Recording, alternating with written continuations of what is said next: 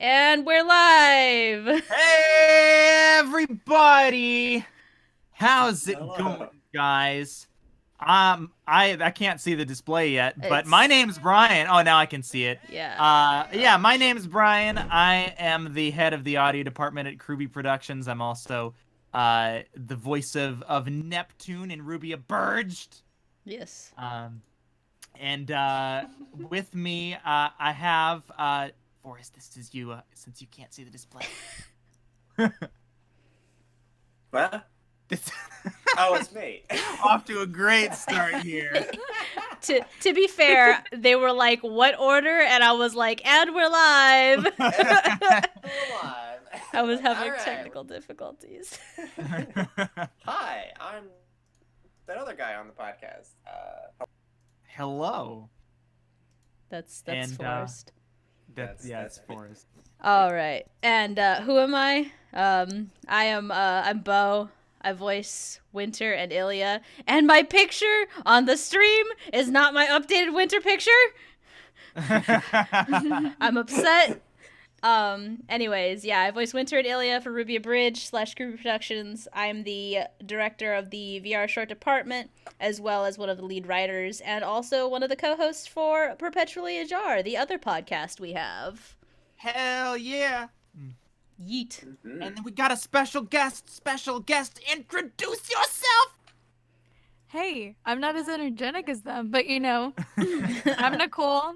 I play Blake and I play Salem, and also Beau with your profile pic. I was it's just got noticing. alien. Yeah, it's reading Rainbow, man. You know what? I'm not upset anymore. It's fine. Yeah, you better not be. It's okay. It's okay. This is fine. So what I'm hearing is you play Blalem. Yes. Blalem. Excellent.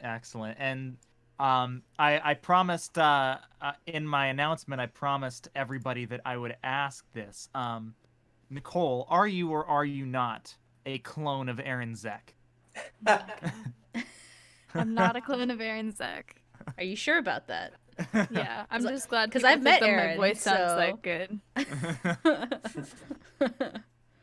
I'm the only one of the four of us that can confirm whether or not she is actually Aaron. You're also one of the four of us who's actually met me in person, so I could just This be is lying. true. Well, I guess we need Robin with her truth semblance to tell whether I'm telling the truth or not. Anyways, I'm sorry. That's true. You're not coming to ALA. Yeah, I'm going to RTX. I know, but that's you're very not coming far. to ALA. I'm poor, man. I can only afford one con. What makes you think I can afford any cons? So I guess we should preface the spoiler warning, huh? Yeah. Many So spoilers. we are talking spoilers for RWBY Volume 7, Chapter 8, Cordially Invited, which is only available to Rooster Teeth First members. So if you are not a Rooster Teeth First member and you care about spoilers, see ya in a week. Yes. Well, wait, well, no, we won't see them in a week because there's a sure hiatus. they will, because it'll go free in a week. Oh, well, I mean, we're not going to be hosting a podcast. Well, no, we in won't be hosting a week. podcast, but they can rewatch this podcast in a week. That's fair. So to those That's of you how- listening in the future, hello. It's nice to have you here. I'm glad you think our conversation is that sparkling. Yes. But yeah, so otherwise, yeah, tonight we're talking RWBY Volume 7, Chapter 8, Cordially Invited. This, man, the episodes just keep getting better, in my opinion. Absolutely. Like, this was such a good episode. Mhm. Beau, I'm sure you're over the moon with this episode because we got some good winter content. God, we got some winter content that actually genuinely surprised me, to be honest. Like in the Something you didn't predict. well, something that I didn't really think to predict. You're now willing to admit that they got a prediction wrong. Well, it didn't occur to me to consider that, Winter and Weiss going home that Weiss would be the one that would maintain her composure and Winter would be the one to, no pun intended, lose her cool. So that was something that I hadn't really crossed my mind until until like the first moment when they show up with her comment to Ironwood. But this is Well, true.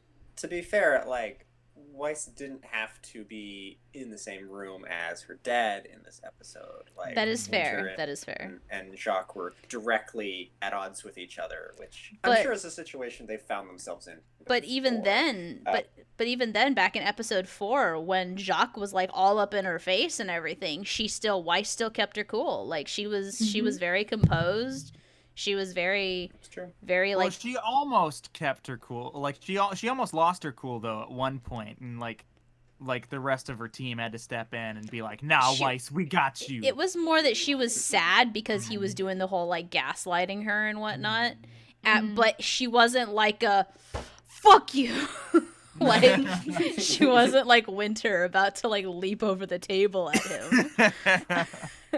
Just go all KRWBY Winter on him, yeah. It's like the end of what grinds my gears, where Winter just like leaps over the table at Ozpin. She's just like, you ever-loving son of a. No, but I love this episode. What do you think, Nicole? Yeah.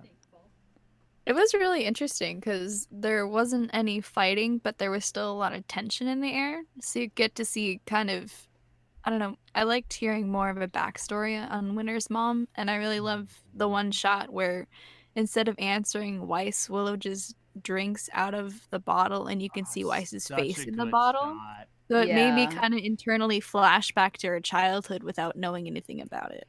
Yeah, definitely. Real fast, thank you for the super chat, Veil of Shadows. I am a true RWBY Thanks, fan, Veil. so this isn't a spoiler for me. Awesome. Well, we're happy to have you.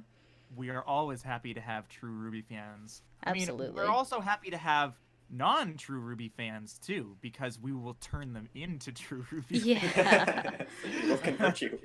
You know, speaking real fast, I know that we typically kind of like to try to go along the episode. I mean, this was also a really short episode, so like Yeah. there's kind of a little bit of wiggle room for it, but it's really interesting to see the alcoholic dynamic now with two different characters, because we've seen Crow and Ruby, like, and we've seen how that dynamic kind of worked and whatnot, and now we've got Crow recovering, Crow even refusing alcohol at this party, which was a really significant moment, because you could see that moment where he like considers it and then he's just like, no, I'm good, and then he like backs away from it.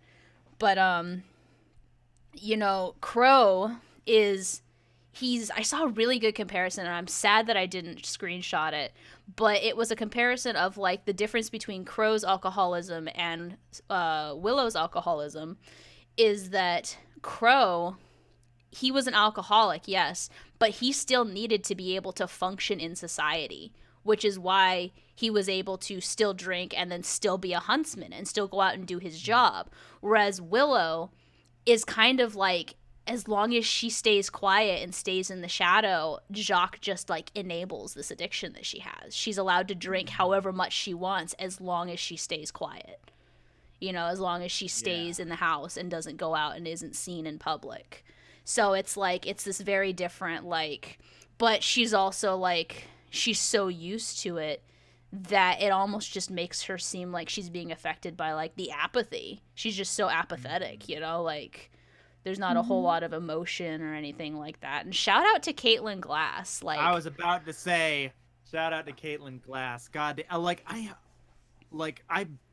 honestly barely even recognized her. I'm not used to hearing her play characters like this. mm-hmm. You know, Like I've been a fan of hers for years, and I didn't recognize her at first. Like it yeah, didn't. like I'm so used to hearing her voice characters like Winry, you know. yeah, or... like voice characters who were so much younger and so much more energetic. mm-hmm. And but yeah, no, she was just like, she really like laid on kind of like the older, more mature voice, and also just like really down, low energy, sad. Like I'm just not at all used to hearing that from her, and she did such an incredible job. Mm-hmm.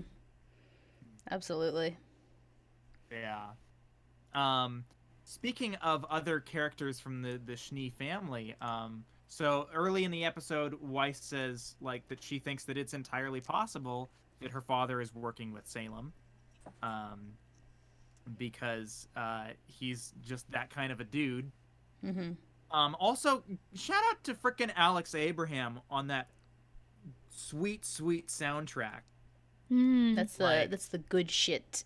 that's the good shit right there. Like, frickin' like them arriving at the party and like he like turned like all of the RWBY motifs into like Baroque. It was great. I Like love there was Yeah. like the piano so harpsichord much. And then there was also the reprise of Winter's theme during the moment when she kind of blows up and leaves the room. There's a reprise of her motif as well, which I love, because ever since you told me like, oh yeah, it's just Weiss's but like inverted, I hear it and I'm like, oh my god, he's right.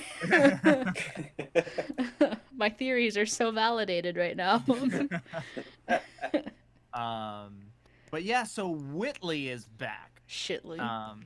And so I wanted to like I kind of wanted to go around because it's been a little bit since we've seen Whitley. It's been I guess since volume 4. Was the last time that we saw him. And so I kind of wanted to go around starting with Nicole because I've heard Oh, different boy. opinions on this. What is your opinion on Whitley? Okay, so me being the kind of trash bag that I am, I went on Tumblr and I looked at RWBY stuff and I saw people talking about Whitley and it made me think more about his situation because before I was like, oh, he's such a, but like I honestly don't care what happens. 'Cause I thought he was just kind of a carbon copy of Jacques growing up. But now that I've heard more about him and that he was genuinely like talking about his accomplishments and trying to get Weiss to, see what's been going on since she left, I can see his point of view and how he's kind of been skewed to act in a cold way towards Weiss. So I think he was in a bad situation, in a bad frame of mind for the longest time. It's what he's gotten used to. But seeing that somebody else could get out besides Winter Mm-hmm. and have a chance to go with them, I think would probably turn him around a little bit. Yeah, I thought it was really interesting. Like, it's really interesting that you bring that up because him, like, the way he presents it, like, I was like, oh yes, I've been offered this role at the company, and like, he's talking himself up, he's bragging, he's basically Yeah. like, look at me, Weiss, I'm so successful. What did you do? You ran away, right? But I realize, like, I'm beginning to realize that a lot of that kind of pompous, arrogant nature is, I think, more than likely all an act, and it's really coming from a place of him wanting Weiss to acknowledge him. Mm-hmm. Wanting someone to acknowledge Yeah. him. Like, Yeah, I think he's just really vulnerable. Mm-hmm. there. Well, often, like, people who brag the most are the most insecure, right? If he's, that's sort of, I doubt Dad for all of like the, he's like a carbon copy of his dad. Jacques has given him any, actual parental attention other than just do what I tell you, and then who cares? You can do whatever you want. Just do what I say, and follow my cue, right? Which is not really. It doesn't give him a lot of power or a lot of importance and validation. Mm-hmm. There was a really interesting. I'm looking for it because I know I have it in my likes. A really interesting comparison that. Oh God, where is it? Where is it? It's the fight, flight, freeze, fawn ways of dealing with. I saw that too. Ways of here it let is. me look too. The way that each Schnee family member, shout out to Ruby Angst on Tumblr. The way that each Schnee family member responds to trauma perfectly illustrates the 4 main types: fight, flight, freeze, and fawn. Fight. Weiss's response has always been to fight. Those who are stuck in a constantly activated fight response to trauma tend to act entitled, angry, and contemptuous, which is what Weiss was like at the beginning of Volume 1. Fight types typically see themselves as perfect and morally superior to others as a defense mechanism against abandonment, which unfortunately tends to perpetuate their loneliness. Flight. Winter's response to trauma was flight. Her goal was to get away from Jacques Cheney as quickly as possible, and her chosen escape route was the Atlas military. Flight types tend to have obsessive-compulsive tendencies, believing that order and perfection will keep them safe. They lose themselves by constantly being busy so that they do not have to present with their emotions, which they don't know how to deal with. Freeze. Willow Schnee, knowing that there is no escape from her husband and that resistance is futile, did the only thing she knew she could do. She froze. Freeze types tend to withdraw into themselves and dissociate as much as possible in order to numb the pain. This is learned helplessness. They self-isolate, avoiding others and using whatever method of distraction to best distance themselves from reality. And Fawn. Finally, we have Whitley Schnee. Unlike his sisters, he doesn't have the Schnee family semblance or talent that would have allowed him to join the military or roll in academy. As the last of the children, he must be aware that his father is going to hold him tightly and not let him get away like the other two. So what does he do? He fawns. Fawn types seek safety by forfeiting all of their needs, preferences, and boundaries in order to become exactly what the abuser wants them to be. So... Dang. It's really, Wow. yeah. That whole That fits all of them to a T. Yep, exactly. Yeah. And so, like, it's just proof that all four of them are victims of Jacques' abuse, you know? I Yep. mean, he's a pretty shitty guy. Yeah, no kidding. That took, Man. I did that all in, like, one breath, so I'm like,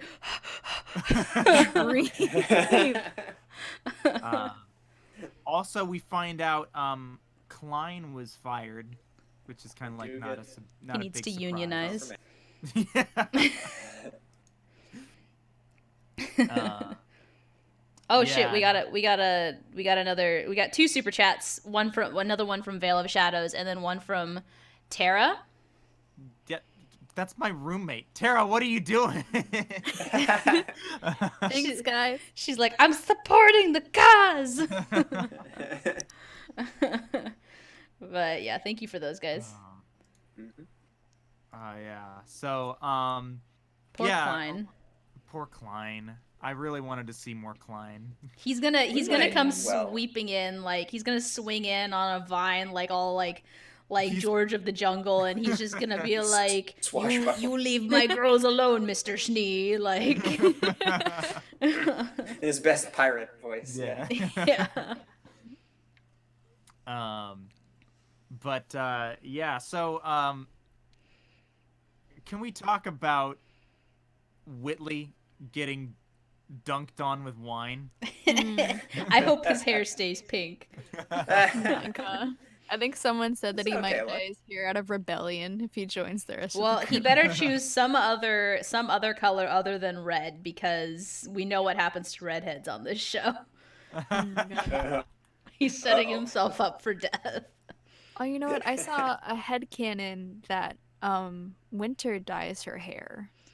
Yeah, you and know, it's originally black. I have this whole like theory that stems from like the fact that Winter is technically only like, well, that technically by blood, except her semblance is just out the window or whatever. But it's also implied that semblances can be guided to a degree based off of the experiences that you go through before you unlock it.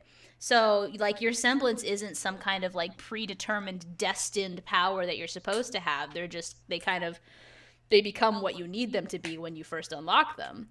And so it could be power of persuasion that, you know, she was raised with the knowledge of, you know, this amazing Schnee family semblance and whatnot. But I have this theory that she's from like a previous marriage of Jacques before he like married Willow. And like this whole elaborate theory that I have is all based around the fact that her eyebrows are black. That's the That ties it all together. It is, because Jacques had black eyebrows when he was younger. Like, we've seen the photos of him. He had black eyebrows. Weiss and Whitley and Willow all have the white eyebrows. And now Jacques does that now that he is older, or he dyes them. But Winter's the only one that still has the black eyebrows. And so, like, yeah, I wouldn't be surprised if and her hair she's got more of like a gray white, whereas Weiss and Whitley have like the bluish silver almost as far as their hair goes. So her eyebrows, man. I Just the eyebrows. Yep, that's it. Like, you I, know I that will meme of the guy that's just like aliens with it's just me but eyebrows. Eyebrows. I'm not saying it was eyebrows, but like It was eyebrows. I will say that the like when he gets the wine dumped on him, the best part about that for me was not actually the wine getting dunked on him. It was Weiss's reaction. Oh yeah, her reaction was adorable. Yeah. She's just like, don't laugh, but seriously laugh though. She's like quietly hoping that one of her teammates snapped a photo of it so she can immortalize that moment. And Yeah. RWBY is just off in the background dying. Well, of course. I could say something so controversial, and you'll never be able to unhear it if I say it. Well, now Ruby's I'm curious. Ruby's laugh when she starts laughing, she sounds like a Tickle Me Elmo. What? God. You'll never unhear it now. Oh no. Why? I first noticed it in like first episode of Volume 4 when she's like laughing at Jean's hoodie. I was like, oh no, she sounds like a Tickle Me Elmo, and every time That's a she's cursed laughed. fact. Thanks, Beau. I hate it. Yeah. Yep. Gotta have one every podcast. Exactly. That's how it be. So, also, can we talk about when they're hatching this plan to get Whitley out of there? What the hell is Jean doing? He's lookout, I guess. Like, what the hell? Like, what was his purpose in that mission? He was the lookout. He was like moral support. He's like that mom that wants to support your things but doesn't know how to. Go get him, son. Yeah. Oh shit. Okay, there we go. That's basically what he was just over there in the corner, like giving him a thumbs up. Like, Pretty much. but oh my god, Veil of Shadows, thank you for the super chat. Thank you. But yeah, so then we get into the meeting with it's Ironwood, Winter, Penny, Clover, Jacques, Robin, and then like 2 other council people. Mm-hmm.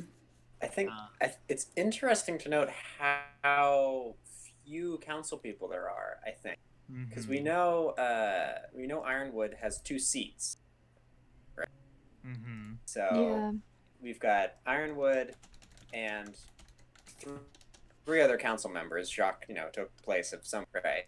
Mm-hmm. So we had 3 other council. That means there's 4 people on the council total, and Jacques has 2 votes, which means all he would need is 1 person to agree with him to have a majority opinion on this council. Mm-hmm. So yeah.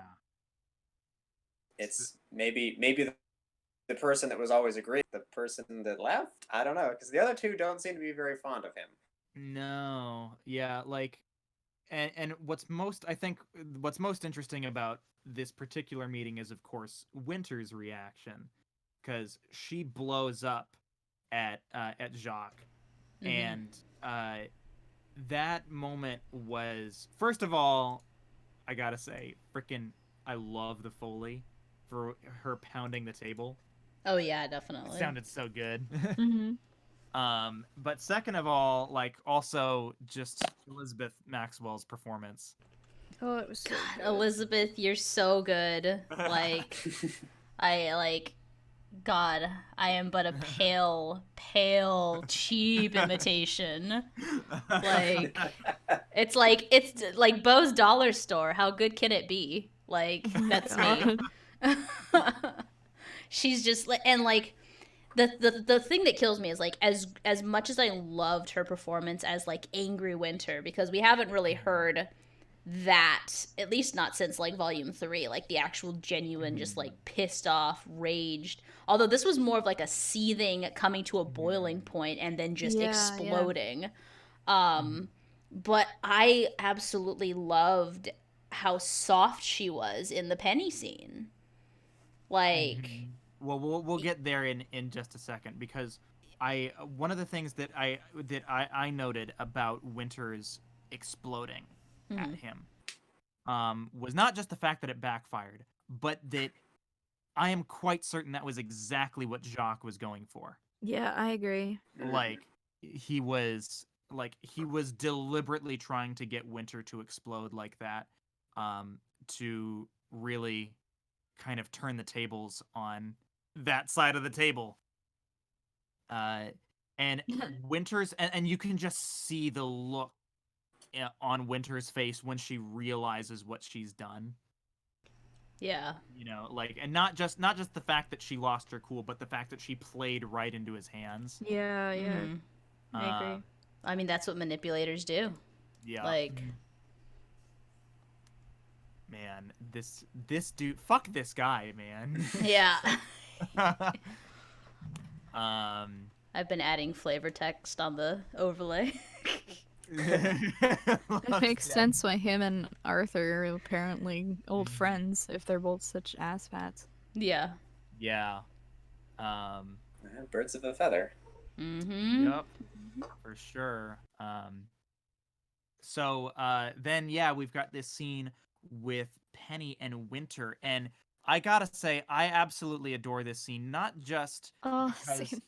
it gives us like Weiss or not Weiss, it gives us Winter and Penny development, but because they took it in a direction that I was not expecting.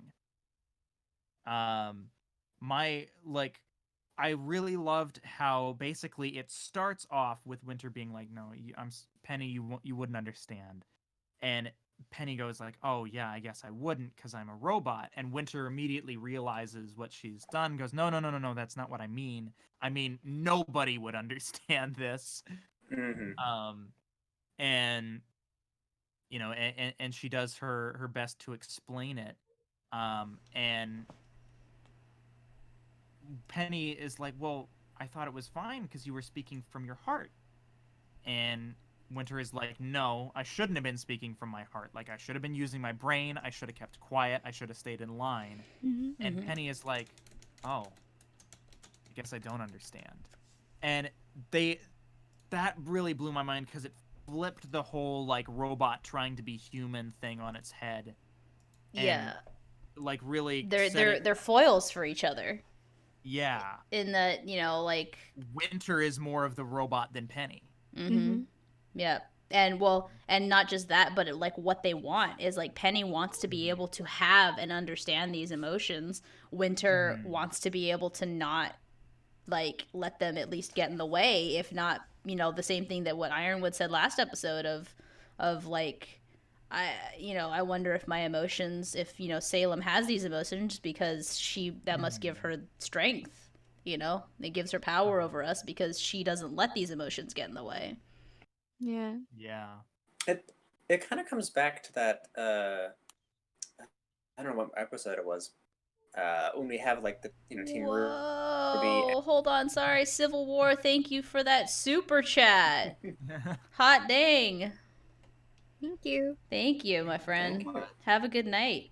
Sorry, that was a big nut right there. That's okay. But yeah, it's like it's like that thing with the Aesops and Team Ruby, and this whole we're friends and we work together as like Aesops are like no we're not friends or anything, we just work together, Mhm. right? So this is kind of a return, and we were speculating that Penny at some point is going to have to make this decision, right, where she's going to have to Yeah. decide, does she want to be friends like her teammates, Mm-hmm. or is she going to go the Atlas military, the Aesops route of no, we're just coworkers, right? We just work together. We work well together, but we're not friends, right? And this is kind of like Winter's very much in that. Penny's leaning towards the Team RWBY Thank side. you for that super chat. Thank you. Thank you guys so much. We really appreciate your guys' support. There's a war going on, man. Super chat war. The comment for the second one is weak shit $21, baby. Oh my god. Oh no. Okay, but sorry, are you done talking, Forrest? I don't want to Yeah, interrupt you. that was all I wanted to say. Okay. The one thing I kept thinking about during that entire scene was like, wow, this is some good Beau and Katie content right here. This sounds exactly chat. like them. Thank you, Sybil, for the super chat. Oh my god, you guys. But yes, no, Katie and I absolutely were like, yo, like Winter Penny fucking buddy cop spinoff, please. So we've got the junior detectives in Vale, and then we've got the buddy cops in Atlas. This is what it's got to be.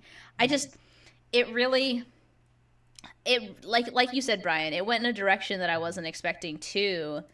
Just like it was really nice to see that it really seems like Winter is trying her best to like be supportive of Penny and like accommodate the fact that she doesn't understand a lot of stuff. Like she caught on really quickly and was like, "No, that's not what I meant." Like, was very apologetic and was very just understanding and patient in explaining. Like she didn't have to explain anything to her, but she still took that time. So I've been making the joke of like, that meme where it's like, whose child is this? My child now. Like Winter is just like, whose sibling is this? My sibling now. She's just like becoming everyone's big sister. So. Yeah.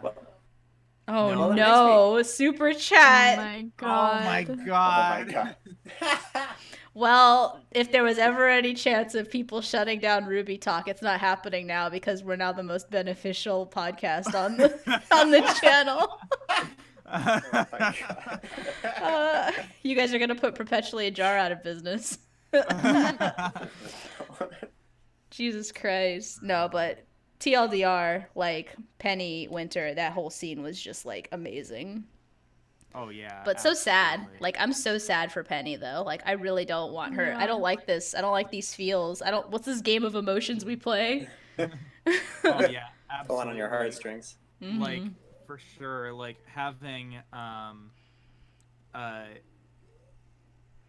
like there was one moment in particular that really stuck out to me too, back in the scene with Jacques, where Jacques is like, "Are we safe with Penny here?" That oh, hurt. Thank you, Veil of Shadows. Jesus Christ. Thanks, Vale. Like, It's time to stop. Where are your parents?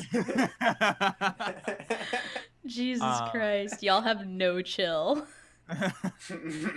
But yeah, Brian, like when he said that and she kind of shrunk into herself, I kind of instinctively did that too along with her. I'm like, wow, no, you're an ass. Yeah, but like, but not just that. Like, there was also a moment after that where Ironwood is like, no, that footage was doctored.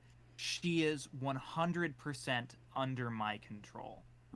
And this plays into what I was talking about a few episodes ago, where I said I really do think that Ironwood views Penny as an asset and not a person. Yeah. And that's where I was like kind of pleasantly surprised to see that it seems like at least Winter doesn't. Yeah. Like I have a feeling that it may come down to Ironwood ordering Penny to do something, and Penny's like obviously hesitating, and he's kind of getting really pushy, and I really would like to hope and think that Winter would be like, "Sir, think about what you're telling her to do. She's not just a tool. Like she has a soul just like you and me. Like Yeah. you can't be tarnishing that soul." Like that's like because I agree. Like I agree that he sees her more as a tool. And you can see how Penny reacts to him saying that too. Like you can tell, like that statement really made her feel like a tool. Yeah, she looks down at the table. She's very like that. That, if anything, seems to have upset her more than Yeah. the other comments about like the footage, right? Yeah, and it reminded me of when she was talking to Ruby and said, "Oh, General Ironwood says that I don't have time for friends." Mm-hmm. Yeah. Just kind of dehumanizing her more. Yeah. No. Yeah, I think you're right, Beau. I think this is gonna come to Ironwood ordering her to do something she doesn't want to do. Like if he is going this direction of, oh, maybe these feelings we have are our weakness. We need to be more like Salem in order to win. And then we have the exposition a few episodes. Was it last episode where they're like, oh yeah, the thing keeping the city afloat. It's and then they mentioned, well, we can only keep one thing, right? Immediately, I'm pretty sure everyone was like, oh, well, obviously they're going to have to, they're not going to be able to use the dust to get this Amity Coliseum project done. They're going to have to use the staff to launch the communication. And then the city's going to have to, like, the city's going to fall, and it might literally and just figuratively. fall right yes, literally and figuratively. And what if Ironwood's like, we don't have time, we could like move the city away so it doesn't crush Mantle, but there's no time, we have to do this now. Take the staff out and go put it in the Coliseum, and that will result in Atlas, crashing down and crushing Mantle. What if that, what is Penny gonna do? Yeah, I had typed in RWBY 7 spoilers. Basically what I said, but I kind of given it a little bit more detail of maybe Ironwood ordering Penny to do something that scares her or makes her nervous or she doesn't want to do, and Winter's like, sir, I'm not sure that's the best idea, and Ironwood still tries to order her and kind of gets in Penny's face, and Winter just steps between them and stares him down and is like, sir, I must insist that you rethink this order you're giving her, and like kind of finally actually having her call him out a little bit. Because she's kept her head down a lot. So it's kind of like, it's got to come to a point. Like, yeah, she talks about not letting her emotions get in the way, but like, the fact that you're human, the fact that we're human is what makes us better than them, because we're, it's like what Oscar said last episode, is that there are some things that are more important than just winning. Yeah. Because if you take away your human emotions, then you're no different than those the Atlesian Knights, the robots. Like, you're just a mindless soldier. Yeah. So, which we definitely need more of. I think we need some fight scenes with giant robots. Like, I would be okay with that. We already followed Genlock, Forrest. More. Oh my god, I just saw, Beau, the tagline that you put for Forrest is only you can prevent. How did you just realize that? I like our flavor text. I feel like I've lived up to Ian's standard. Well done. So, yeah, and then I guess we've already kind of talked a lot about Weiss and Willow, and kind of that whole dynamic. But there is one thing that we haven't really talked about, and that is that Willow, first of all, is glad that Weiss is not home to stay. And she put cameras all over the mansion for their protection. So she's got all the dirt. She's got all the dirt, and guess who was caught on camera? What? Bitches. Watts. It's the mustache. Yup. The evil mustache. And now Weiss is gonna know. And then there was also one last little character moment that I thought was really, really great, where Weiss, where Willow is basically just like, just remember, don't forget about your brother. And Weiss is like, Whitley doesn't want anything to do with me. And she's like, of course he doesn't. You left him alone with us. Like, she even acknowledges that she's been a shitty parent. So, yeah, like that was like I gotta say I'm super hype for some good Whitley development. And I'm sure Annika is off somewhere celebrating the fact that she was right. What? Wait, what And did you say about what Annika's excited about?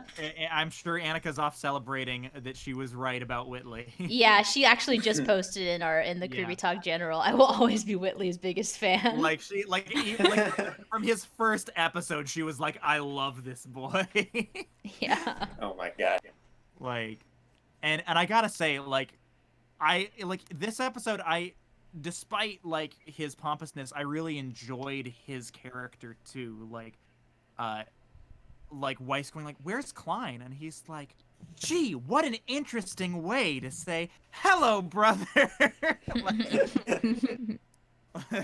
And talking about his parking space. Yeah. This Yep. parking space. He's like, yeah, they're gonna give me my own parking space, and it's like, wow, haven't you grown up? Are they gonna take the training wheels off too? Yeah, for his tricycle. There's a comment in the chat about Willow needs to do more. Like I think right now Willow needs to focus on getting better. Yeah. I think that she shouldn't be prioritizing anyone other than herself right now. And as selfish as Yeah. that sounds, You can't help anyone the way she is. yeah, exactly. How you can't help someone if you're also drowning.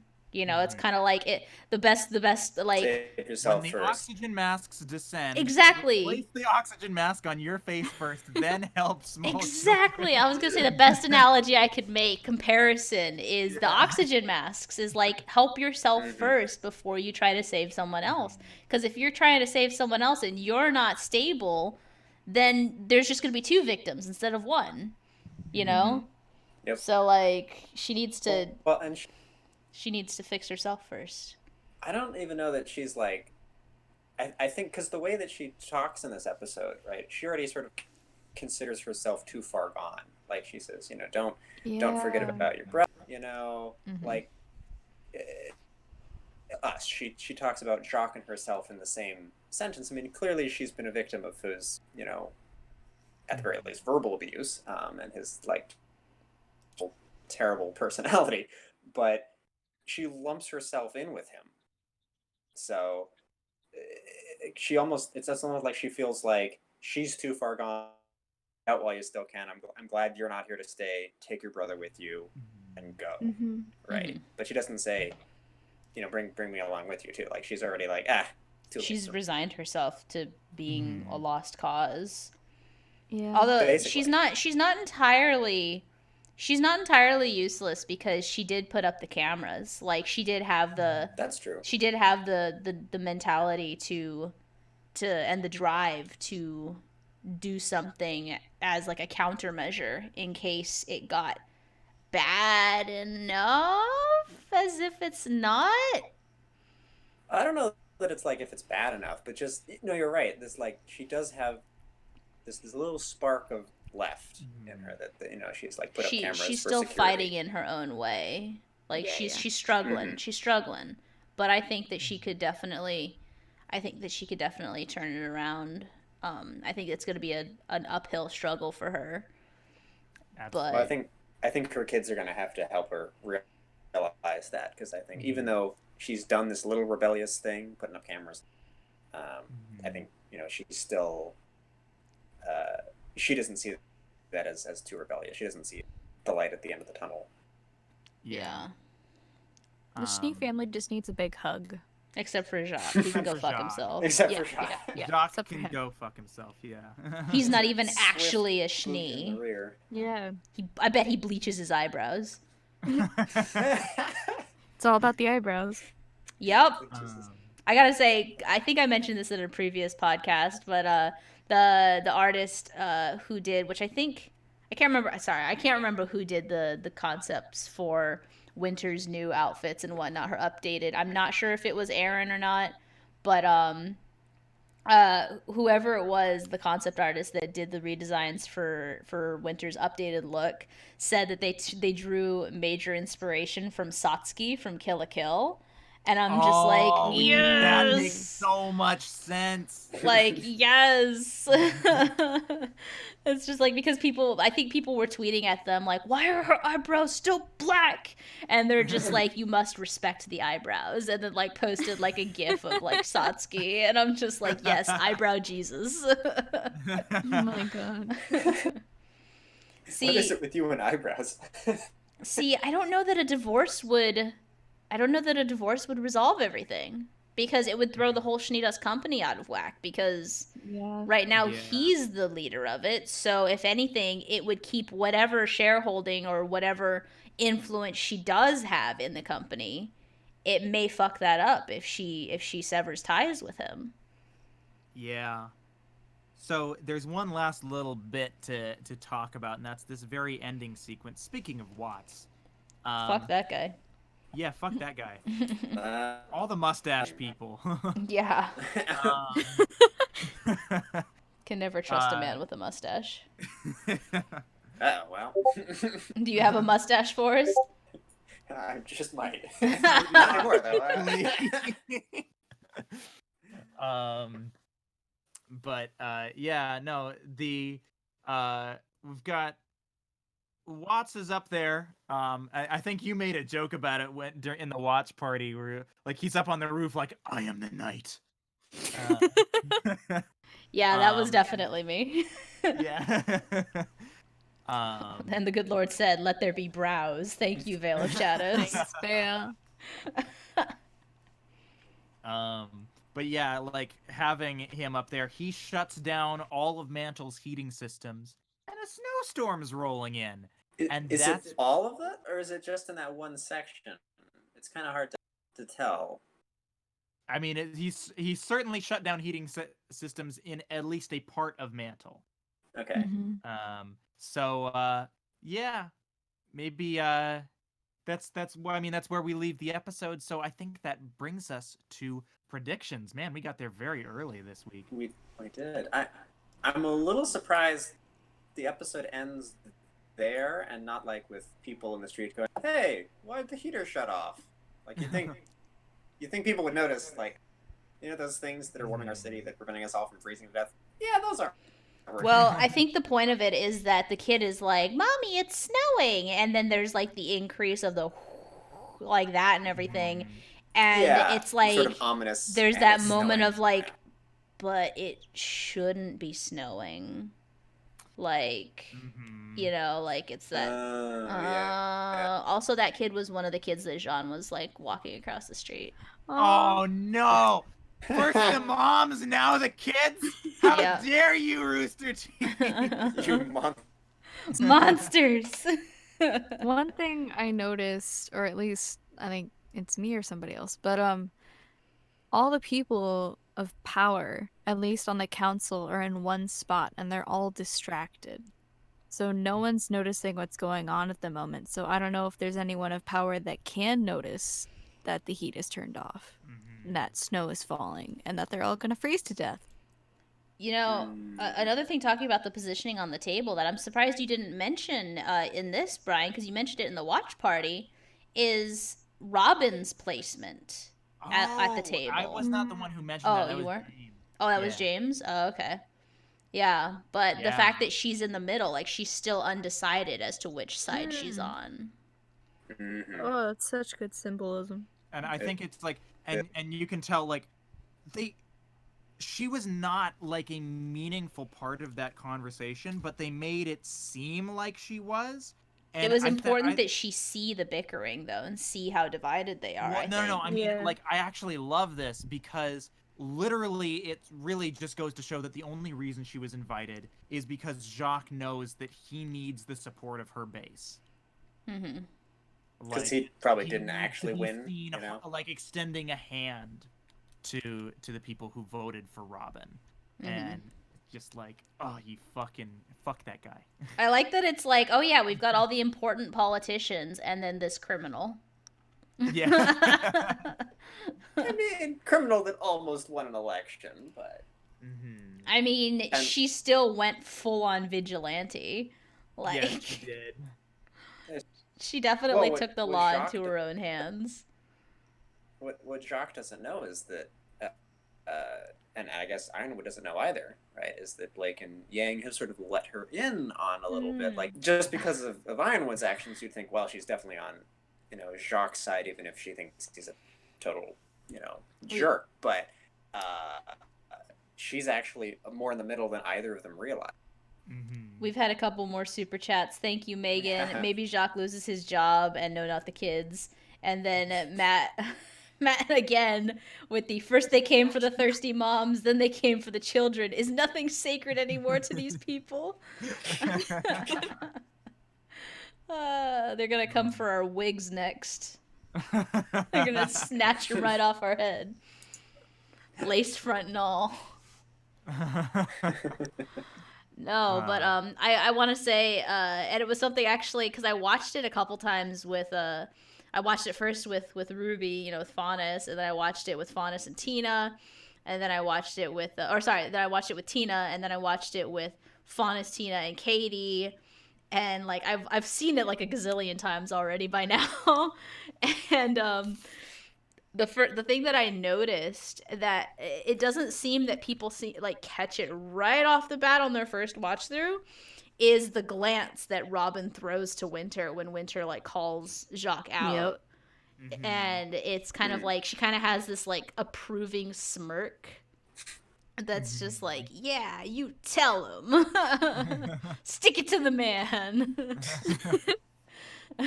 And Winter's just like, yeah, fuck this guy. And Robin's like, man, I agree. Like, get this guy out of here. So You took my seat on the council. So Yeah. I think that brings us to predictions, and I'd like to start with Nicole. Yes. God, why me? Let's see.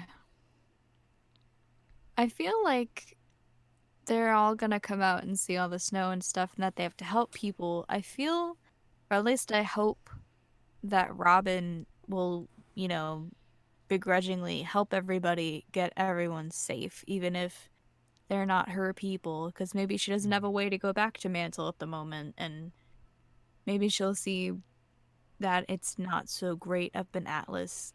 I mean, it's better than Mantle, but I don't know. I want to see them work together, but I'm not sure if this will just create a bigger divide or create more of a compromise. Yeah, I think I agree with that assessment, Beau. Well, obviously I want certain bad guys to show up. That's what I want. Neo. Yeah, Neo. I don't think that Jacques was aware of the shutting down the power. I think that Watts is framing Jacques to instill that chaos because, as Weiss said last episode, the heating grid is under the control of the Schneedust Company. And so I think that he's doing that to make it seem like Jacques shut it down, to then just sow the seeds of chaos amongst everyone. Now that it's like the new councilman is just overstepping his bounds. So I think it's just gonna make things worse. Yeah, it seems a little obvious. Like, if Jacques was in on this, why would he sign off? Oh yeah, let's shut down the heating. Yeah. That everybody knows is run by his company, or is like controlled by his company. Mm-hmm. It doesn't seem very smart. Yeah. Yeah. But he's already won, though. That's the thing. Like, Well, right. He doesn't need their votes anymore. Yep. I guess not. Yeah. Forrest? Predictions. I mean, obviously, if it starts snowing in Mantle and everybody's like, oh, we gotta evacuate like the city or something, the place would be to evacuate them to Atlas. Although, if they were to do that, that kind of ruins my whole theory on them moving the staff of creation, and then Atlas crushes the city. And well, there was nobody there, so it's it's a little less dramatic if that's the case. So I don't know that they may like start evacuating, and then this is when our bad guys show up, Grim Attack. You know, I have a theory. Go for it. So I'm kind of basing it a little bit off of Attack on Titan. Actually, is what if to save the people of Mantle, they evacuate them up to Atlas, kind of like how when they retreat behind the further walls in Attack on Titan, and you've got all the rich people like, oh, they're eating all our food, blah blah blah, like with the storm, you know, being crazy and everything like that. Like, what are we supposed to do? And I think, because I think that right now having them spread out as they are, yeah, it's going to create panic. But the smart thing for the bad guys would be to get everyone congested and like sardines in a can, because then it's this very condensed like mass group of like panic and chaos. And I think that that would be really smart. It also puts a huge target on that one spot on Atlas, especially if they've got everyone up on the floating island and it were to fall, as opposed to having half of the population down in Mantle and having it drop, having everyone up on top of it and then dropping everyone. Like, I feel like that would be a lot worse, in my opinion. Well, and they've sown dissension, right? So now you've got a bunch of refugees from Mantle up in Atlas who are, Jacques turned off our power. Ironwood's, trying to militarily take over, and then you've got, so there's going to be like fighting and conflict, and it's going to be civil war in Atlas. It's like Age of Ultron. It's like Sokovia when they had the giant island floating up in the sky and they moved it up just high enough to, because Ironwood had that line of like, Ozpin theorized that we could take it as high as we want. So what if they Sokovia this bitch and they like make it go further up and then drop it for more impact? Like, they had that very deliberate line, and I know that it was meant to be a parallel of getting Amity up that high, but Ozpin theorized that the staff could lift everything further up. That's true. And it's not necessarily, they don't need the Grim to go up that high, because the Grim apparently can't go up in the atmosphere. Absolute but it'll zero. That is a cursed comment. And for the record, yes, I do like ketchup on my pineapples. You are a cursed person. You like ketchup on everything, Brian. This guy keeps a giant bottle of ketchup on the I'm assuming anyways. He used to. I mean, I like ketchup, but not that much. Also, thank you for the super chat again, Veil of Shadows. Yeah. Thanks, Veil.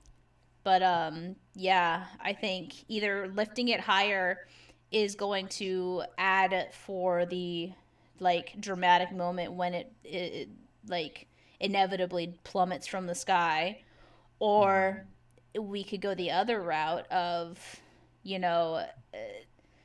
taking it up so high that people can't breathe.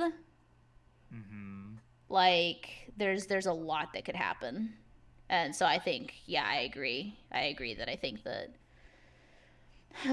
there's a lot of stress. Yeah. Really. As far as my predictions are concerned, I think shit's gonna go down. I think that there's gonna be mass chaos. I think that they're going to need to deal with it. But other than that, like, I feel like there's a lot of stuff up in the air right now. I don't really know where it's gonna go,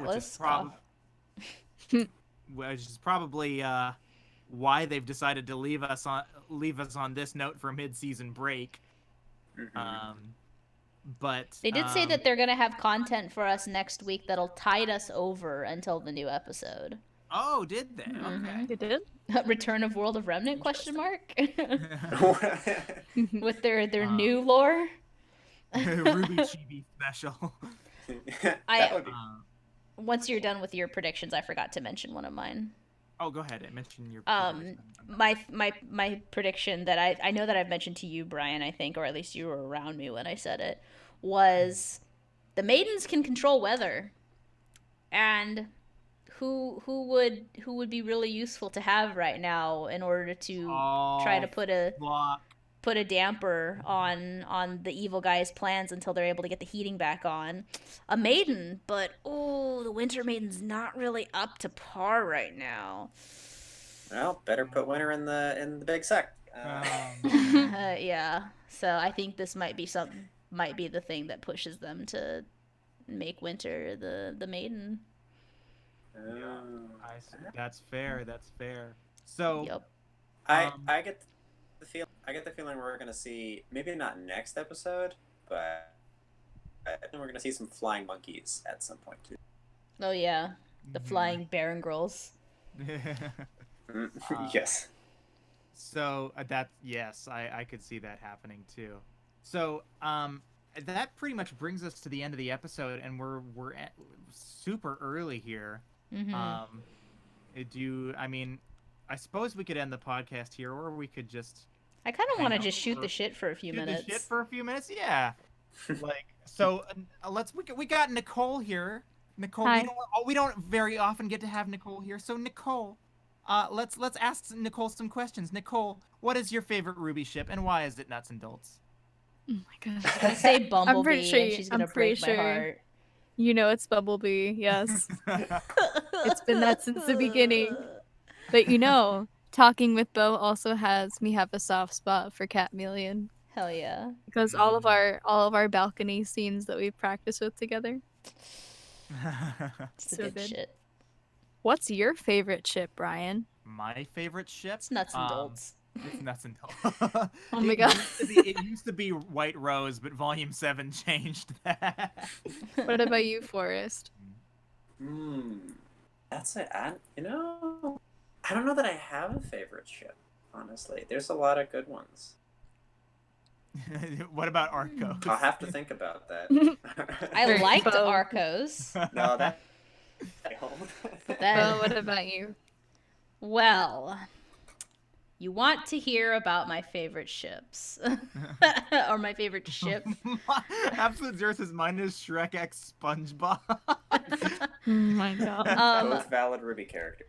I mean, my OTP to trump all OTPs is Snowbird. That's my main OTP for this series, Winter X Crow.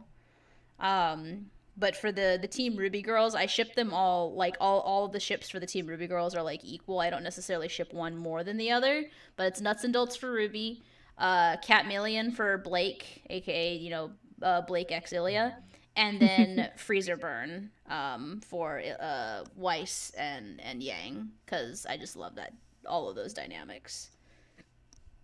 Nice. My favorite ship is Brian X Ketchup.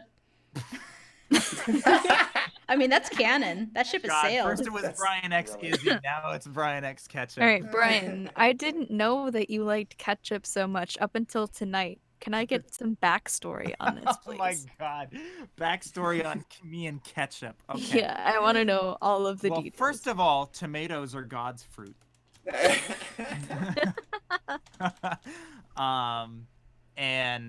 Thank you, Megan, for the. Thanks, Megan. Yeah. But yeah, no, it's tomatoes are God's fruit, and anything made from tomatoes is great. So you can never have enough tomatoes. So ketchup is obviously the God's sauce. And yeah, Not so tomato sauce. What? So tomato sauce isn't the God's sauce, but ketchup is. Well, I guess ketchup is God's sauce light. Beau X Artia, Beau X eyebrows. Listen, y'all gotta make up your minds on these ships. Also, Brian, look at your flavor text. Oh my god. It's ketchup flavored. Well done. No, but ketchup is great. Now, to be fair, I was making a joke earlier. I do not think you should eat pineapples with ketchup. That sounds awful. I don't doubt that you would try it maybe once though. Oh, I They're gonna definitely dare. would try it. I would definitely try it. Do you remember that one time where we were at a restaurant and our cousin Sarah, Forrest is my cousin, by the way.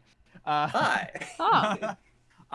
Do you remember when Sarah was like, "Oh, let's just put like tomato sauce and pizza and fucking pepper in a drink and drink it"? That sounds horrible. I do remember this. There might have been chocolate milk involved. I don't remember. It was some ungodly concoction auction. Yeah, that was a thing. Adventures in food, man. Hey, Adventures in you Adventures, guys, yes. Mhm. you know what happens to Brian when he misses a Ruby episode? He plays catch-up. Oh my god. Oh God. no. Leave. Cue the Beau no in chat. Here it comes. It's happening. So, I mean, do you want? So, I mean, as long as we're here, do you wanna give some? Do you want to do like some KRWBY news corner, Beau? I can, yeah, sure. Um, with stuff that I can talk about. As I'm sure you guys saw, we have unfortunately had to postpone the release of Nondescript Winter Holiday 2. We wanna make sure that it's as close to perfect as possible for you guys when we post it. You know, without sacrificing the health and mental stability of our post production teams. Although right now we're kind of sacrificing the health and mental stability of me, but it's okay. I signed up for it being the director. That's it. Oh, thank you. Megan, thank you. Ketchup is the god's honey and tomato sauce is the god's gravy. um other stuff, but we are working very hard on Yeah, getting I gotta say, nondescript. guys, I really do think that this is gonna be our best short yet by a wide margin. Not only do I think that we've written a really strong script, but I think that you know, the stuff that you guys are doing visually, the stuff that we're doing visually for this particular short is, we've never done it before. We're utilizing so many new techniques to really make it feel more cinematic. Mm-hmm. And there are some shots in there that are like, wow, that looks so good. Yeah, absolutely. um there will not be another Perpetually Ajar on the 31st. We're taking a little bit of a hiatus ourselves. The next episode should be releasing on the 7th, I believe. Is the first Tuesday of the I new feel year. like that's what Katie told me. Yeah. So, yeah, the first episode's going to be released on the 7th. Oh So, fuck! I gotta add Perpetually Ajar to my schedule, don't I? shit, yeah, you right. Yeah. Okay.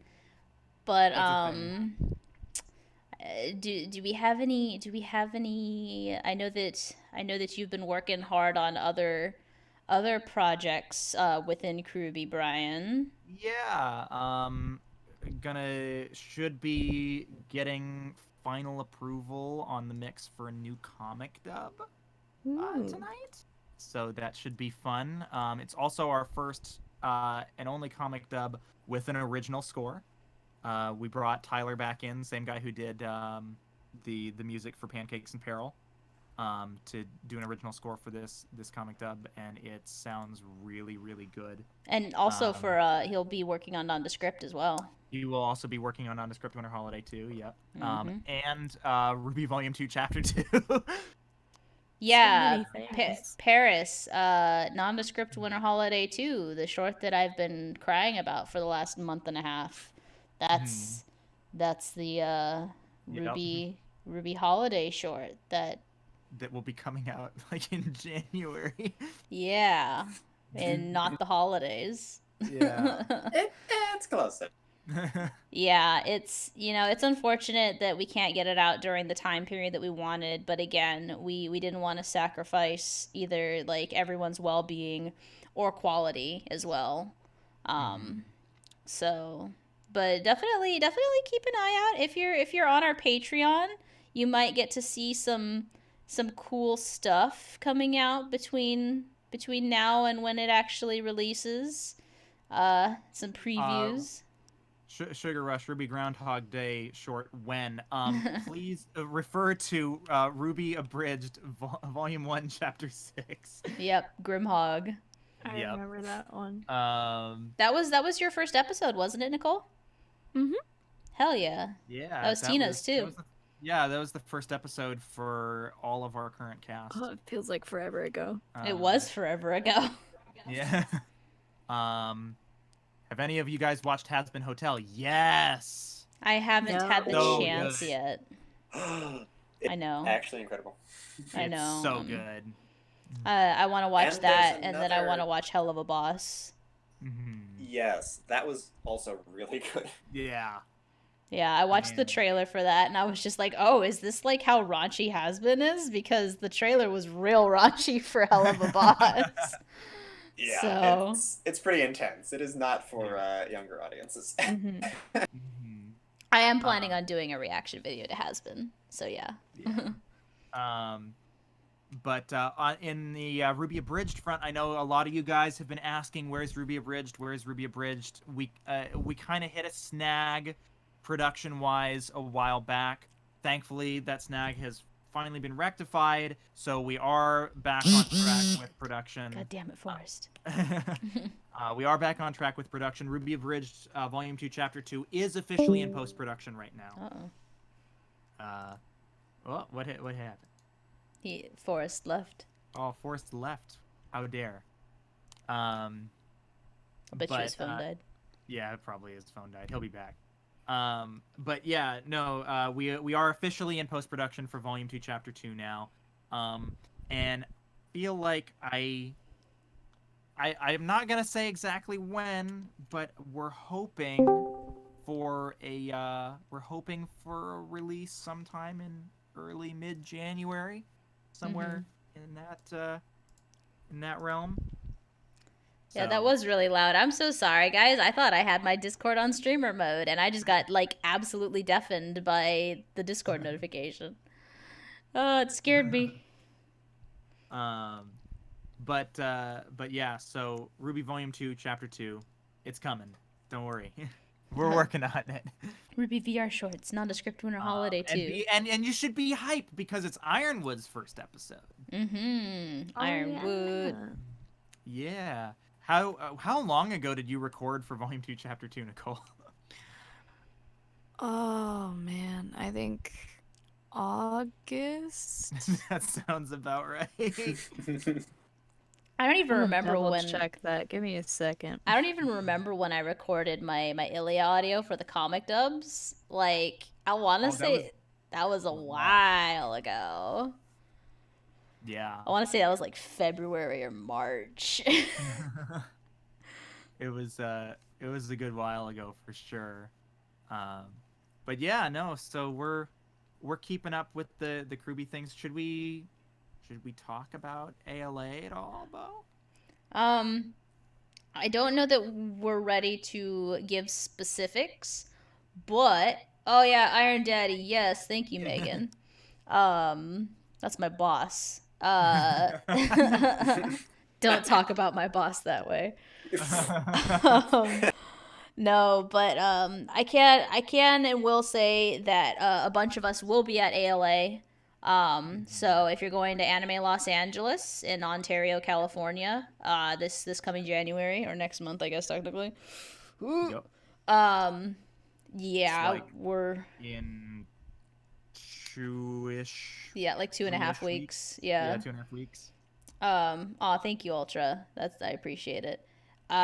So I think we might try to coordinate like a meetup if there's enough people going. If you follow the Twitter, we'll tweet about it. We'll post in the server, if we're doing a meetup and whatnot. I know that some of us were planning on crashing the RWBY cosplay gathering as well, which you can find the information for, I think, on Facebook as well as on Anime Los Angeles' website. Yeah. And we've got quite a few people going too.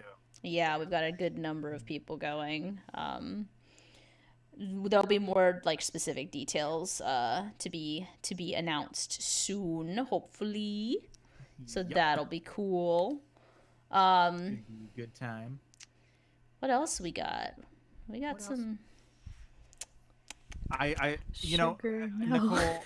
Nicole, I gotta tell you, every time I go to address you, I have to stop myself from calling you Blake. She just actually is Blake, though. Boy, no. But yeah, Nicole, what have you been up to? Oh, geez. Not a whole lot. I finished my semester in college. Recorded for some stuff. normal things. I don't have a very exciting life. I think Well, being you is exciting. I agree Ah. with this assessment. Yep. You should You guys come are visit fiends. Menagerie sometime. I should, but I'm poor. Man, that's fair. Just sneak aboard a ship. I'm sure it'll be fine. Um, what you calls it? I got to record for something yesterday, so I'm Oh excited. yeah, you told me about that. That's Yeah, exciting. I'm super excited for that. Once I mean I was never told not to talk about it, but I'm gonna be respectful and not like give specifics until it's like out there. But Yeah. yeah, I'm really excited about it. It's really small, but you know you got to start somewhere. um, what else we got? What else we got? We Forrest, want. what's going on in your life? Yeah, Forrest. Life? Not a whole lot. You know, Doing just doing the. I would say 9 to 5, but it's not 9 to 5. doing the work things.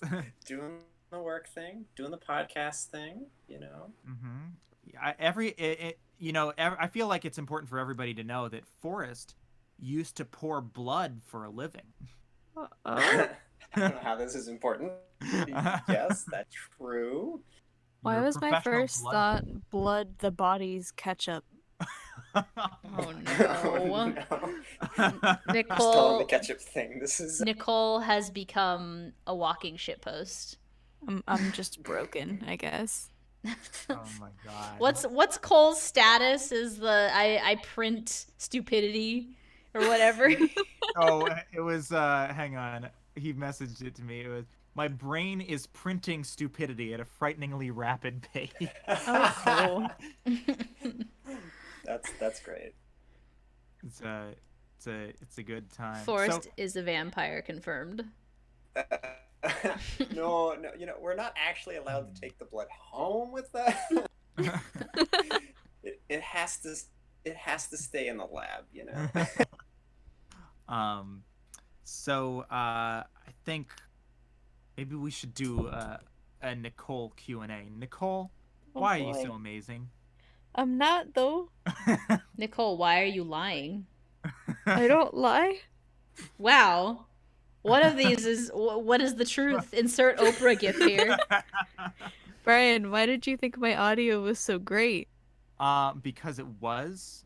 Don't at me. You know, I've actually I've Thanks, had Steph. Oh, thank you for the super chat. Veil of Shadows. Y'all are fucking crazy, man. Yeah. Actually, though. Yeah. My friend, who's actually one of our mocappers now, his favorite character is Blake, and when I was showing him the abridged, I was showing him from like episode 6 onwards. He genuinely thought that like we actually had like Lindsay, Barbara, Aaron. Like he was like, wait, you work for Rooster Teeth? And I was like, no, like we do the parody. And so he was just like, and specifically with your Blake, he was just absolutely floored with how good it was. It's And so I'm good. so inclined to agree. So I have to. So Nicole, Yes. I'm sure that people have asked you this before, but how did you get involved with the KRWBYs? Oh, okay. I know this answer. So, I mean, I would hope you would. yeah, you'd think that. So, gosh, it was. Nicole X Craft singles. Oh, boy. All right. I joined almost 2 Aprils ago, and I was on casting call doing a bunch of auditions. I was obsessed with RWBY. I still am, obviously. So I was looking up auditions for that, and then I saw KRWBY Productions. They needed a RWBY and they needed a Blake, and I was like, all right, I'll try it. Let's see what happens. I've been told I can do an okay-ish Blake, so let's try this. Okay-ish, she says. Yeah. Okay. So, I got cast. Tina got cast. I met Star through casting call before I actually joined this project. So we were super excited that we're going to be working on a project together. And I've been here ever since. Hell yeah. Hell yeah. You wanna- Also KRWBY Productions. I don't know who's on the account right now. I think I it's already James. gave an explanation for Brian X Ketchup. Yeah, exactly. You know, my story for joining KRWBY is not nearly as eventful as that. I was already friends with Tina. I knew she got cast as Ruby. I had made a Discord account to join her server, the Salty Baguette. And then she just sent me this invite that just said KRWBY Productions, and I was like, what the fuck is this? And I hit join, and it was just me and her. And she was like, yeah, this is going to be the private server for all the people that are on RWBY Abridged. Come hang out. And I was like, sure, I don't work for it, but whatever. And then like a week or so later, we had like a couple hundred people in the server because we decided to just post the link somewhere. And her and James basically pulled me into a call, if I remember correctly, and we're like, yeah, so you're head admin, welcome. And I'm like, okay. You just have no choice in the matter. Yeah, essentially. And so I kind of just took the role and ran with it and helped establish the rules, helped establish the mod and admin team, and then maybe like a month or two later was cast as Winter, and then towards, I want to say August, September of last year as well, got cast as Ilya. So yeah. That's fair. The whole like no choice in the matter thing has come up for me too. Like I want to hear Brian's best RWBY impression. Oh my god. We could hear his Glinda from the other night. Oh my god. Hold on, let me turn his volume down. Before he pulls give me a Glinda line. Hang on. Why don't you give a sneak peek of Glinda's only line from Nondescript Winter Holiday 2? Oh, okay. I'll use Glinda's line from Nondescript. All right. Oh boy. Let's see. Take your own damn Cole's husband! I want you to know I had you down at 33%, and you still hit the red on my stream.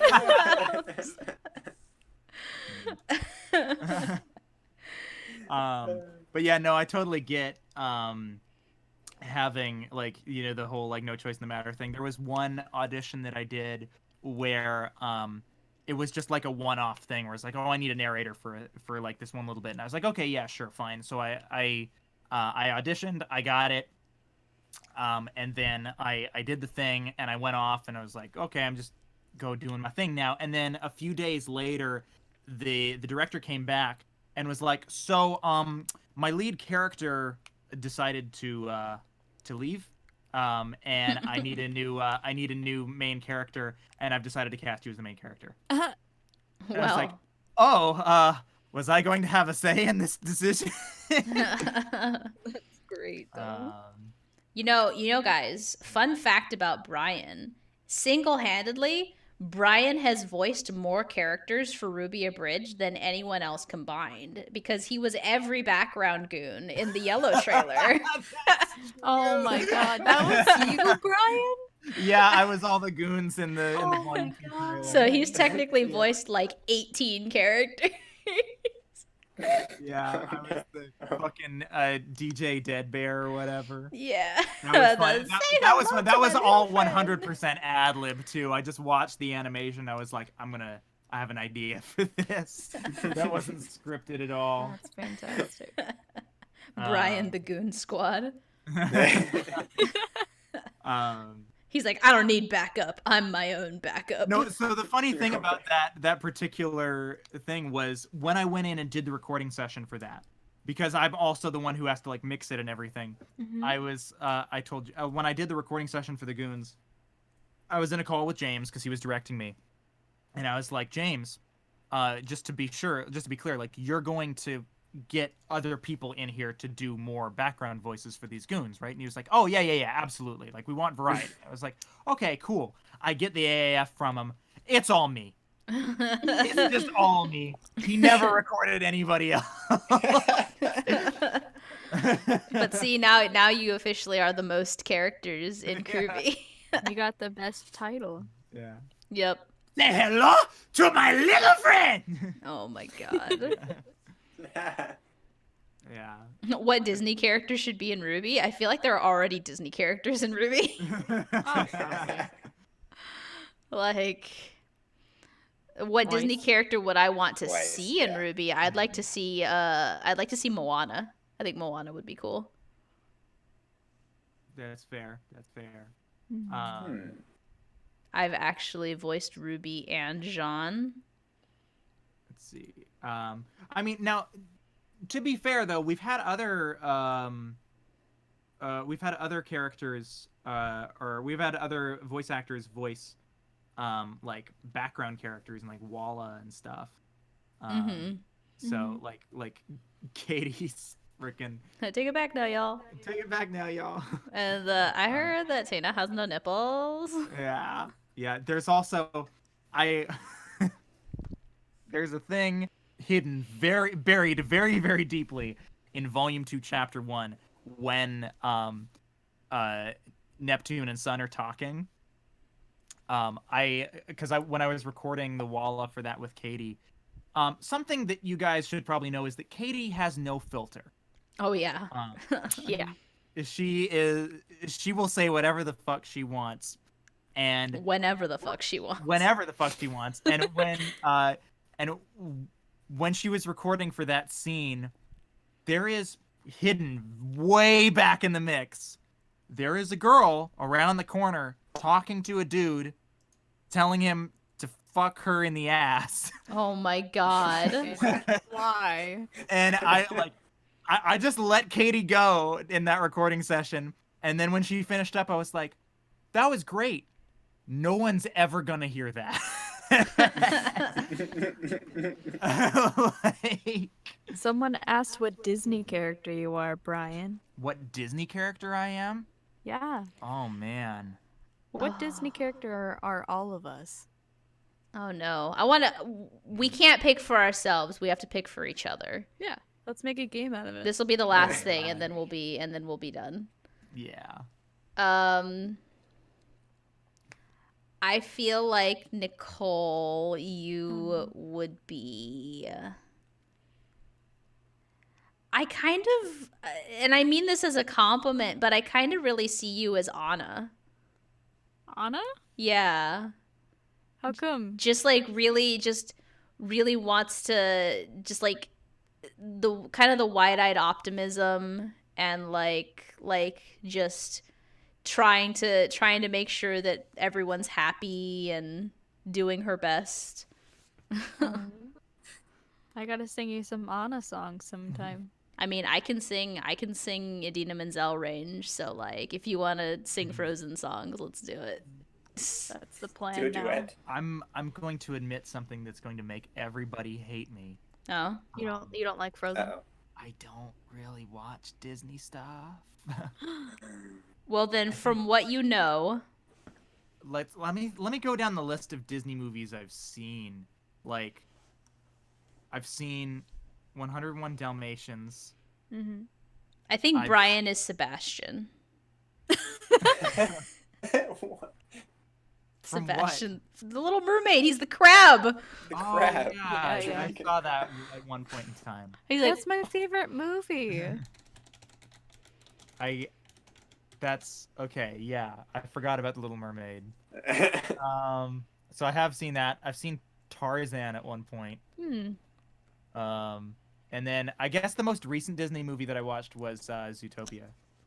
Tangled's a really good movie. Oh. I remember you raving about that movie. Zootopia is a great fucking movie. You called me up, and I kid you not, like 30 minutes straight, just like raved about how good It's a this great movie was. fucking movie.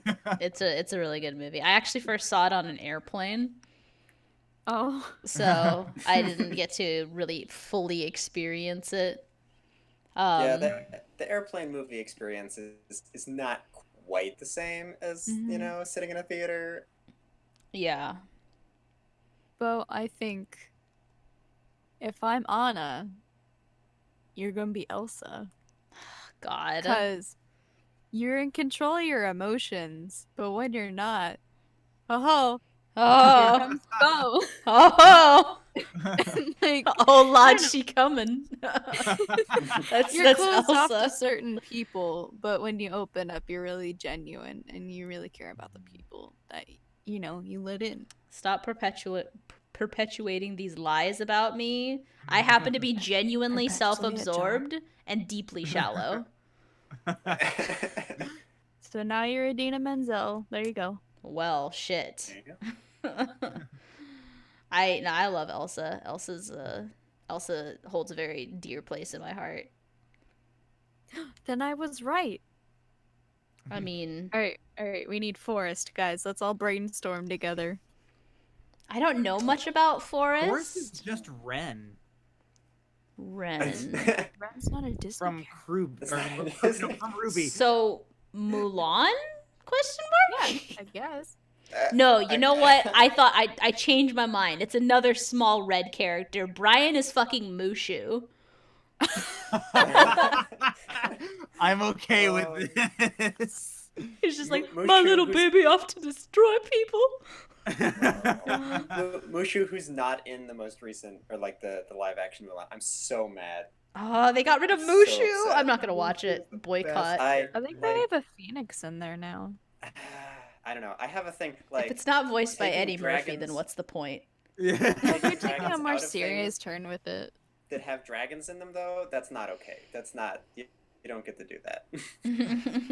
They should put more dragons in the thing. That's how I feel about this.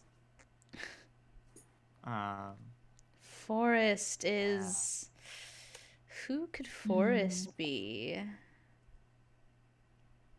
Give us. I'm not gonna help anyone. I'm not gonna. Wow. So personality wise, he's like Ren, Brian. Oh yeah. Mm-hmm. Okay, so we just got to think of Disney characters that are kind of like Ren. An accurate Stoic. description. Stoic but caring. My first thought was Eeyore. You know, I was actually, and you know, it's not to. I mean, obviously, personality doesn't necessarily beget gender, but stoic, but caring. I kind of thought of Eve from WALL-E. Oh. Because she is very stoic. She's very like, I'm here to do a job, and very like kind of professional, and you can't really read her very well. But That's actually, I like this because every fucking time we're at a family gathering and the kids are going crazy, it's always Forrest that's like, no, calm down. Let's calm down. It makes me think of that's the first scene with Eve when she's like patrolling and scanning stuff, and then like Wally like peeks out and she hears like a rock rustle and just pulls out her cannon and fucking blasts the fucking rock. See, that is one difference. I don't have a giant laser cannon. That's Yet? fair. Yet? Question mark. Forrest, somebody said that you sound like Mufasa. I sound like Death flags. Oh no! That's a compliment. I appreciate that. I don't know that I do though, but I got told one time that personality wise, and given I'm not friends with this person anymore, so maybe they meant it mean, but I got told that I reminded someone of Zira from Lion King 2, and I was like, oh, I'm the villainess? Okay. She always had an interesting voice to me. Oh god, Suzanne Plachette, may she rest in peace. She passed away right after she recorded Lion King 2. But yeah, no, like I love her voice. God, I would kill to have a voice like that. Ugh. You gotta sing the song. The sleep, my little kovu. Oh, thank you for the super chat. Anyways, Thanks, Dale. I think that about sums up our sums it up. characters. So we've got what was it, Anna? We've got Mushu. We've got Eve from WALL-E. Eva. Yeah. And then we've got me. Unsurprisingly, Elsa. you have a thing for the wintry characters. Do Oh, I? yeah, you got a point. Do I? It's so it would seem. Yeah. But Yes, yeah, so I think long live the king. so we've been going for an hour and a half now, so I think Dang. it's time to wrap it up. Thank y'all so much for tuning in. It was kind of fun to wrap up early and just kind of chat for a little bit, actually. Yeah. Yeah, with our Disney character quizzing. Mm-hmm. Mhm. Oh, I forgot to mention before this podcast, Nicole sent me a like what RWBY character are you quiz, and I got Roman Torchwick, and it literally just basically was like you're evil, and I'm like oh, okay, Oh. thanks. It was great. Uh, I was just like thank you, um, but yes. but yeah, so Ruby is going on hiatus next week, a week-long hiatus, and so we will also be going on hiatus as well. Mm-hmm. So you will not see us next week, but you will see us the week after, and the week after that we might be doing maybe a special stream from ALA, perhaps. Hell yeah. So cool. Yeah, looking Thank you forward guys to so it. much for watching. We'll see y'all in 2 weeks. In Bye. 2020, happy holidays, happy nondescript winter holiday, guys. Enjoy the last of this decade. Yes. 20s Oh, swing yeah. music. Here we All come. right. Have a good one, guys. Bye-bye. Bye. Bye. And we're out.